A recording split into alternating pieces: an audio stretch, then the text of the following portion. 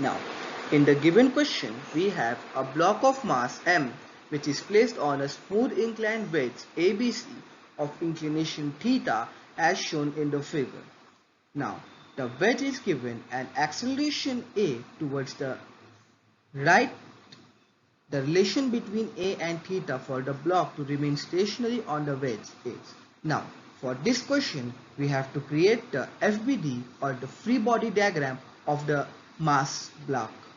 Now, as we know, the gravitational force would be applying towards the downwards, so it would be G. Now, MA would be the pseudo force which would be applied on this direction, and we also know that MAG sine theta would be applied in this direction, as well as MA cos theta would be applied in this direction.